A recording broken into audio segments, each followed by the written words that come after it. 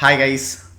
இந்த வாரம் big pass வீட்டிலேருந்து எவிக்ட் ஆகிருக்கக்கூடிய நபர் தான் சாண்ட்ராவுடைய எவிக்ஷனுக்கு பலரும் பயங்கரமாக வந்து காத்துக்கிட்டு இருந்தீங்க. ஸோ அது இப்போ நடந்துருச்சு.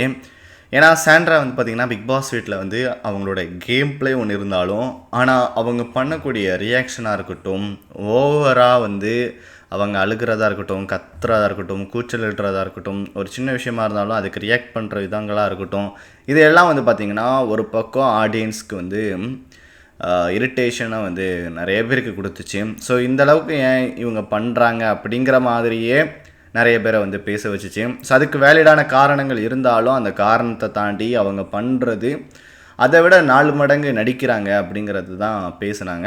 ஸோ இப்போ கடைசியில் வந்து பார்த்திங்கன்னா பார்வதி கமருதீன் வெளியே போகிறதுக்கான முக்கியமான காரணமாக கூட இவங்களுடைய அந்த இன்சிடெண்ட்டும் ஒரு முக்கியமான காரணம். அதற்காகவே வந்து பார்வதியும் கமருதீன் அவர்களும் 2 பேரும் வந்து ரெட் கார்டு கொடுத்து வெளியே அனுப்பிட்டாங்க.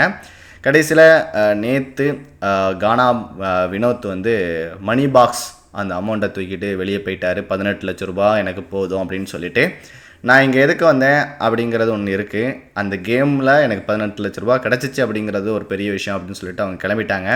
இப்போ இன்றைக்கி வந்து பார்த்திங்கன்னா சாண்ட்ராவும் எவிக்ட் ஆகிருக்கிறாங்க. ஸோ கடைசியாக இன்னும் ஃபைனலிஸ்ட்டாக இருக்கக்கூடிய கண்டஸ்டண்டில் அரோரா இருக்கிறாங்க, அதே போல் சபரி இருக்கிறாங்க, அடுத்து வந்து பார்த்திங்க அப்படின்னா திவ்யா இருக்கிறாங்க, ஸோ விக்கல்ஸ் இருக்கிறாரு. ஸோ இந்த மாதிரி ஃபைனலான கண்டஸ்டன்ஸாக இவங்களும் இருக்கிறாங்க.